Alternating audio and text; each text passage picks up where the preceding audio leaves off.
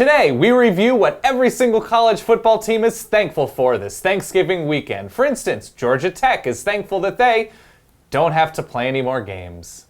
So when you said that we were doing costumes for Thanksgiving... Yeah, like little Thanksgiving flair. Yeah, that is not how I understood it. Let's see. You really went for it. Yeah. I like it. I think it looks great. Thanks. I think it's you. Let's You wanna? Okay. Just whatever. It's time to wake up college football.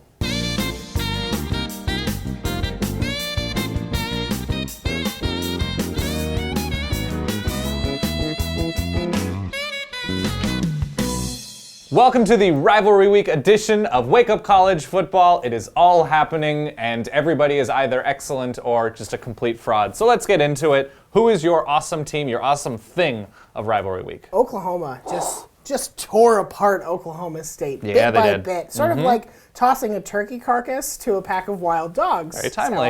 That's how I would describe it. Outscored them in every quarter. Had this game basically in hand at the end of the first half when they had already racked up over 40 points. Looked very comfortable running the ball, playing excellent defense. And now Oklahoma seems very well put in the driver's seat for a playoff spot. Yes. Just so impressive what they did at the end of the season. Had to play 3 tough games to close out the year, 2 of them on the road.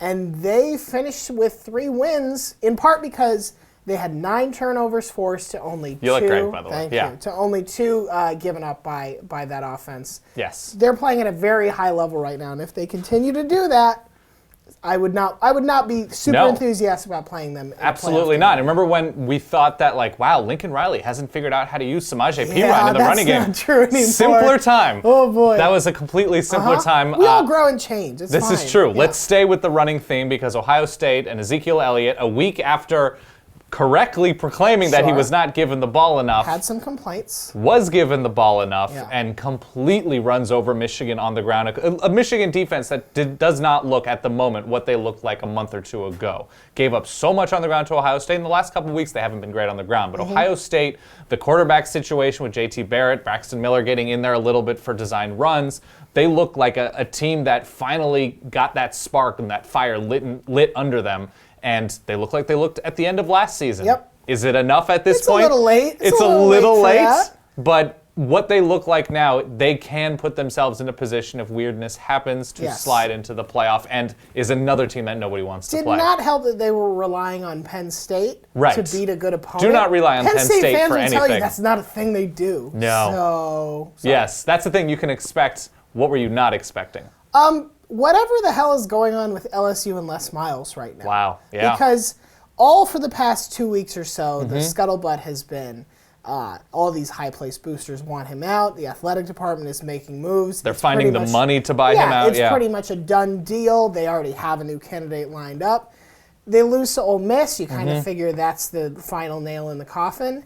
Somehow beating a very average, very uneven Texas A&M team saves Les Miles' job. Now, there's more to it than that. I think this had to do with the fact that fans turned around and said they didn't feel great about this decision. And maybe, there's an element of this we don't know about if they were going after Jimbo Fisher. And Jimbo said, actually, I'm going to stay. And as soon as that happened, they were like, oh, no, we want Les Miles. But it's very hard to explain right now how we went from very poorly contained rumors that Les Miles was all but dead in Baton Rouge to, no, you beat Texas A&M, so now we want you back. Don't understand it at all. No, very strange. And my unexpected thing this week was something I don't think I was expecting all year long, and that was the LA teams to both end up in the Pac-12 South Championship game to see who gets to play against Stanford in the Conference Championship game. A really disappointing year at certain moments for USC and UCLA. USC last week against Oregon, their secondary gets completely shellacked. UCLA has down weeks all over the place.